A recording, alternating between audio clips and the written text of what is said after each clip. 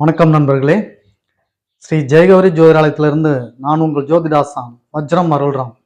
நண்பர்களே, ஓசை சப்தத்தை பற்றி நாம் பேசிக்கொண்டிருக்கிறோம். இந்த சப்தம் என்பது ஒரு மனிதனை எப்படி இயக்குகிறது? கரடுமுரடான சப்தம் கேட்கும் பொழுது நாம் உடல் கூசுகிறது, டென்ஷன் ஆகிறோம். அதேபோல் இனிமையான சப்தத்தை கேட்கும் பொழுது ரசிக்கிறோம், மெய் மறக்கிறோம். ஆனால் சப்தம் என்பது ஒன்றுதான். அந்த சப்தத்துக்கு நாம் எவ்வாறு இயங்குகிறோம் என்பதுதான் வேறுபடுகிறது. அதாவது உங்களுக்கு புரியும்படி சொல்ல வேண்டும் என்றால், ஓசை என்பது ஒன்றுதான். அது பரிணமிக்கிறது.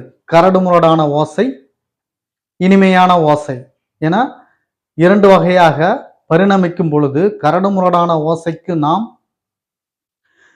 நமது ஆற்றல் எதிர்வினையாகிறது.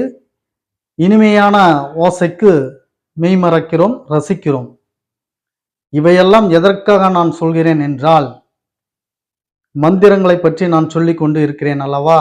இந்த மந்திரம் எதற்காக என நீங்கள் அறிந்து கொள்வதற்கு தான் இவ்வளவும் விளக்கமாக சொல்லிக் கொண்டிருக்கிறேன். அப்போ ஒரு ஓசை மனிதனை நல்ல நிலையிலும் பரிணமிக்கிறது, கெட்ட நிலையிலும் பரிணமிக்கிறது. அதே போலத்தான் ஒரு ஓசை இறைவனை அழைப்பதற்கும் பயன்படும், இறைவனை வெறுப்பை தூண்டுவதற்கும் பயன்படும். இந்த ஓசையை வைத்துதான் நாம் இறைவனிடத்தில் மிக எளிமையாக அவரிடம் சங்கமிக்க முடியும், அவரிடம் அணுக முடியும், நம் கோரிக்கைகளை, வேண்டுதல்களை அவரிடம் சொல்ல முடியும். அதற்கு தான் இந்த மந்திரம். மந்திரத்திற்கு அவ்வளவு வலிமை உள்ளது. அந்த மந்திர ஓசைக்கு வேறு ஏதாவது சப்தம், வேறு ஏதாவது ஓசை எழுப்பி நீங்கள் இறைவனை வழிபட்டால் இறைவன் செவி சாய்க்க மாட்டாரா என்றெல்லாம் நீங்கள் கேட்பீர்கள், உங்களுக்குள் எழும்.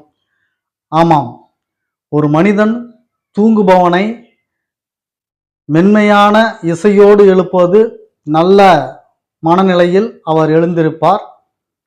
கரடுமுரடான சப்தம் போட்டு எழுப்பும் பொழுது அவர் டென்ஷனாகவும் கோபத்தோடு எழுந்திருப்பார். இதுதான் வித்தியாசம்.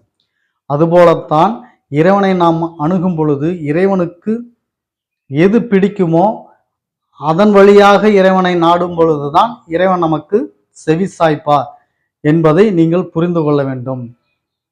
அது எது என்றால் அதுதான் மந்திரம், தேவபாஷா. இந்த மந்திரத்திற்கு தேவபாஷை என்று சொல்வார்கள். தெய்வத்திற்கு உரிதான மொழி. இதன் மூலம் நாம் தெய்வத்தை அணுகும் பொழுது இறைவன் எளிமையாக நமக்கு செவி சாய்ப்பார், எளிமையாக நமக்கு அவர் துயரத்தை நீக்கி கை கொடுப்பார் என்பதில் எந்த ஒரு தயக்கமும் உங்களுக்கு வேண்டாம், அச்சமும் வேண்டாம். மந்திரத்திற்கு அவ்வளவு பலம் உள்ளது என்பதை நீங்கள் புரிந்து கொள்ள வேண்டும் நண்பர்களே. மீண்டும் அடுத்த பதிவில் சந்திக்கிறேன். நன்றி, வணக்கம்.